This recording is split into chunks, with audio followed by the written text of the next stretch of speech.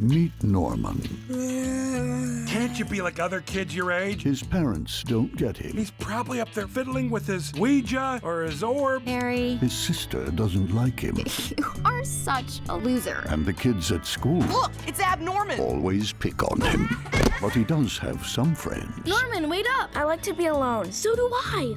Let's do it together. It's just that most of them Good morning. aren't exactly alive. How's it hanging? Haven't heard that one before. Do you see ghosts like all the time? Who's a good boy? That's not his chin. So what gets you scared? Are you scared of things like things that go bump in the night? Are you kind of Yeah. Yes, I'm terrified. We just took the knife out of our bedside table that has been there since we moved in. When we first moved in, we thought, I mean, because it was I don't know, both of us, my husband and I were both terrified, and we we went through the whole house with knives because we thought that for sure someone was in the house, and we kept the knife in our bedside table for a couple of years and finally put it away because we feel safe finally. But yeah, everything scares me. I'd like to say that I'm not afraid of bumps in the night, but you know, there's always like, I would say like once every 6 months, you know, you go downstairs to get a glass of water or something, and you're like, there is someone in the house, or there is a ghost or something, and you know, and then the next morning you're like, that was stupid. But yeah, I can psych myself out pretty easily. My imagination is pretty wild. I imagine some pretty scary stuff when turning the light off at night and walking back to my bed. I actually run back to my bed because I imagine such crazy things. such as? I just feel like there's something behind me, walking behind me while I'm going to my bed. Or have you ever got that thing where you're washing your hair in the shower and you think, what if there's a dead baby girl in front of me? I don't think that's happened to me yet. That happens to me, and it's gonna happen to you now. Good luck. From the makers of Coraline. The witch's ghost is going to wake up tonight. And when she does, she'll raise the dead. You've gotta use your gift of talking to the dead to stop it. This is crazy. Do I look crazy to you?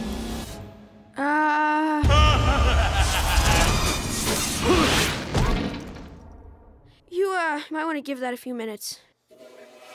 Let's talk about the stop motion of it all. I want to know about what was that process like working, you know, in this process, and also like, did you help at all, kind of readjusting things? Yeah, I was at like just, you know, getting in there. No, it was mind-boggling, really, to think about the work that they do. And you know, when the animators kind of explained to me just how meticulous and painstaking this process is, I'm just blown away by how they can get their brains to work in that way. But what was interesting was the directors were so concerned with making sure that the vocal performances had heart and soul and spontaneity, and even though it's a very heightened world, realism, I guess, because it's the thing that helps it, you know, avoid being stale, really, because the actual process of physically filming it is so difficult. Stop motion, I think, it's already in this world just really unique and rare as well. So when someone makes a stop motion film, they know that it's going to take years and dedication and patience, so they put their heart and soul into it. So I think any stop motion film that has been made has been amazing because it takes so long to do and there's a lot of love in it. So I think that's what Paranorman kind of shows. Can you see dead people? I have. Elaborate on this. But I'm not, yes. Well, I think I have. I was a little, maybe not completely sober at the time, so it could be that, but I was with a girlfriend, and we were looking out of her kitchen window and sliding glass door window, and there was a man standing there, and I described, you know, one part of him, and she saw what I was describing, and then she described the rest, and I saw what she was describing, and he was just standing there in a pea coat. That's freaky. Right? Yeah, that's totally freaky. It was freaky. I can't see dead people, unfortunately. Tell me, are you sure? Is Maybe there I'm anyone dead lying. in this room? There is. Kurt Cobain's behind you. To save his town, he'll need a little help. Oh, yeah. I got you. Ow! This is getting completely out of hand! Is he dead or what? And a whole lot of guts. Is everyone all right? Nobody got bitten? I bit. I hung. Did that count? You know, like the underlying theme of the film is bullying. Yeah. So, what do you hope kids take away? What messages do you hope kids take away with the film? I mean, I think this film really highlights the idea that the thing that makes you different is the thing that makes you special and the thing that you're gonna really appreciate having later in life, you know? I was a weird drama geek when I was growing up, and that's the, you know, I like use that as an asset. I use that to my advantage, and it's the same thing with everybody who had a hand in making this film. You know, all these animators who, you know, are very interested in a very specific, very geeky, you know, very specific art form. Like, you know, they get to go to work and do this, and now it's the thing that has created something really beautiful. So for Norman, it's a lot more heightened. You know, he can see dead and then he saves the town.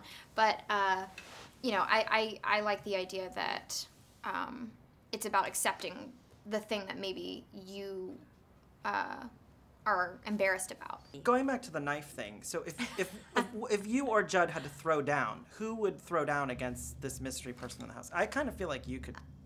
I probably would be the one.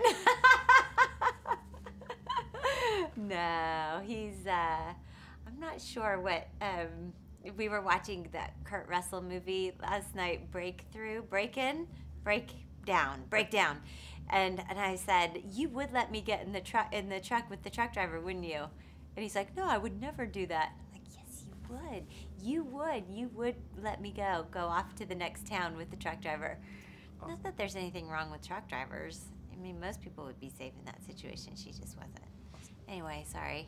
Off the subject. I like that. Thank you so much. This summer, you don't become a hero Norman! Norman? This is so Norman. by being normal.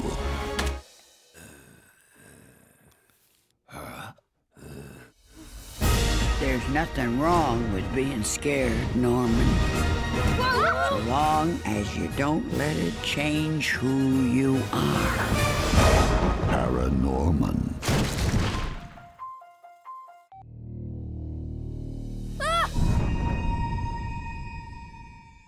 You wanna play some hockey?